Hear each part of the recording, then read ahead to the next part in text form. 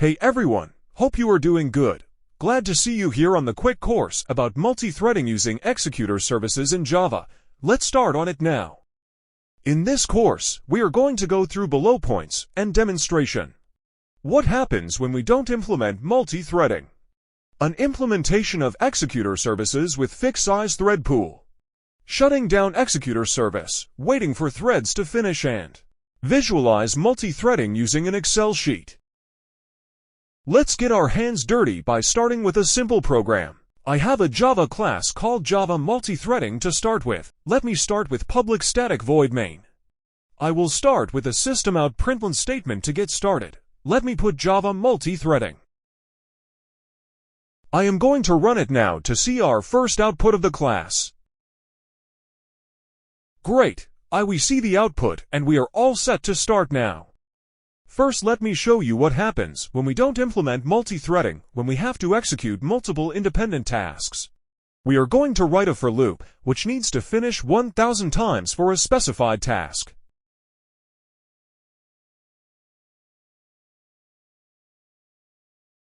For simplicity, we can print 0 to 9 for us.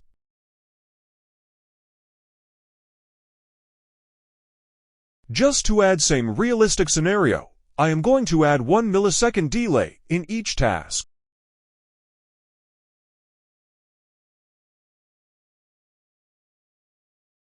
Thread.currentThread.getName will tell us that which thread is executing the specified task. We will also add variable I here so that our console output is clear about the iteration number. Let me add thread.sleep here for 1 millisecond. It is going to throw in rarepted exception, so I will add this to method for now.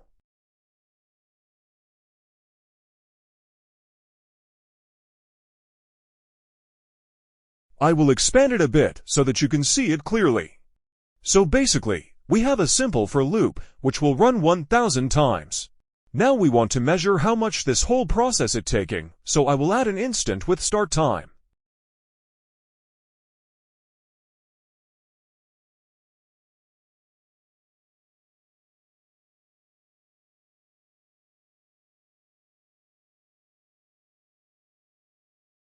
Similarly, I will add one more instant for recording the end time.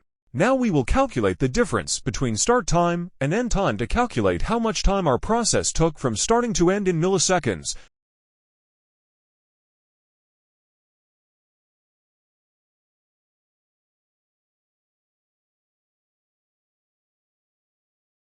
Duration between start time and time in milliseconds.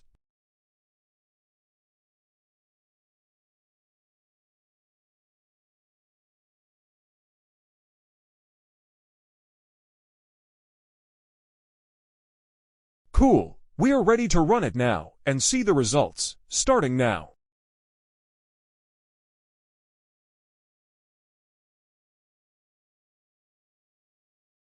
We are seeing on console that values are getting printed and the thread name for every instance is main because we have not implemented the multi-threading yet. So, this whole process took 15,960 for milliseconds. I can round it up to 16 seconds. Every thread's name is main here. Okay, let's note down this time. I can put this time somewhere in my code as a comment so that we will use it for comparison later.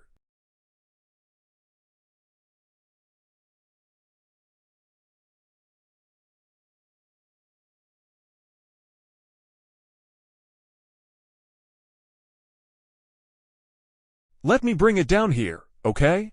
Let's implement the same thing using multi-threading now and see how much time we can save. The exciting part begins here. I am using executor service, executors. New fixed size thread pool. We will start with a pool size of 5.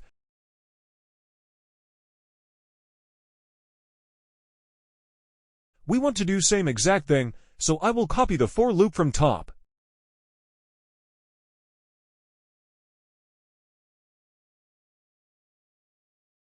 Executor Service. Submit. We have to pass a lambda expression here, and we will be doing implementation for Runnable interface.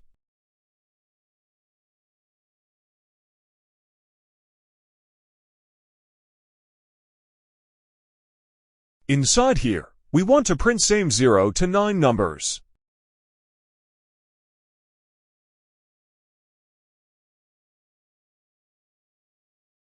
This is running inside a lambda expression, hence adding exception to method won't work here.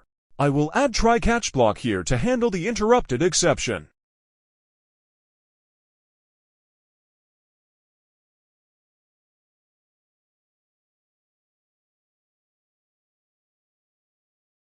We are getting there. Let's cat up. We are using a fixed thread pool for our executor service. We are trying to do a task 1000 times. Thread.currentThread.getName will print the name of the thread in console. At the end, we have to shut down executor service so that it stops accepting any new requests in the thread pool. This is very important step. We are good now. I can run it now.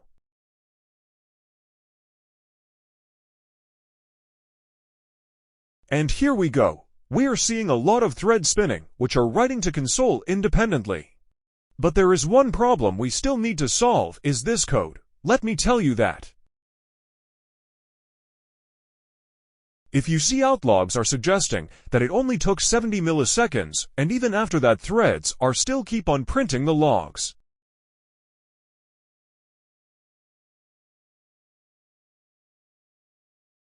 To solve this and make sure that our last log prints at the end of all threads are finished, we need to make sure all threads are completed.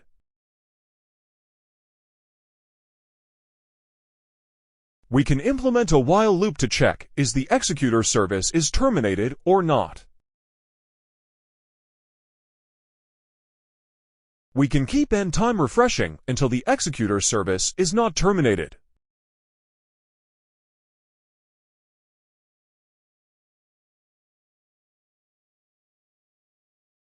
Let's also write a log to make sure that we count the elapsed time.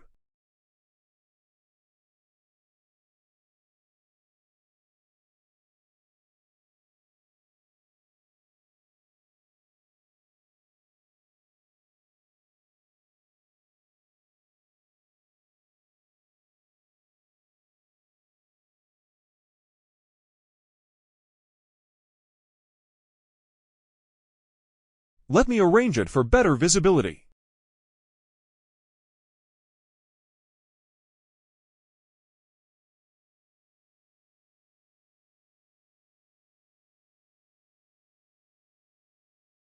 This code will block the code until all the threads are finished, and only after that our last log will be printed.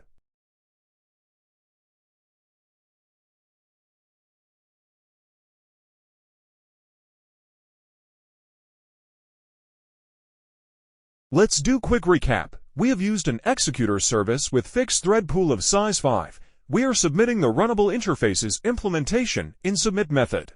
We are triggering shutdown, which will stop executor service to take any further requests and initiate shutdown gracefully. It will not kill any working thread forcefully. Let's run it one more time now. Here we go. We have got all the threads completed, which finished all the tasks which we were trying to complete without multi-threading. Everything finished in just 3,184 milliseconds. This is less than 1/5 of the non-multi-threaded approach. Obviously, we can tweak the thread pool size and even see better results here. Now I would like to show to the sequence in which thread ran so that you can visualize better. Let me get rid of this log for now.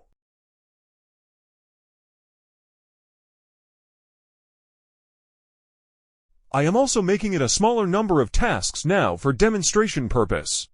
Let me also reduce the thread pool size to 4. So now we have 10 threads to submit in a thread pool of size 4. Same like previously, each thread is going print 0 to 9 sequentially. Let's run it. Great, we got the output. Let me copy all of those logs and put it into an Excel file.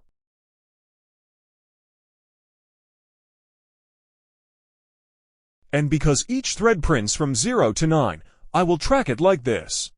By this sheet, I will be able to show you clearly the sequence of the threads and their output.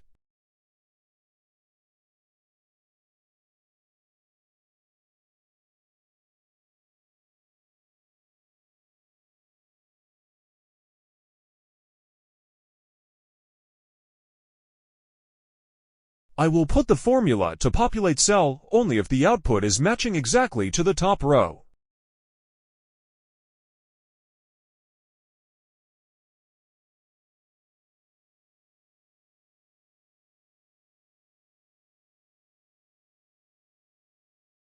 Looks like I am missing the first row. Let me copy it again from logs.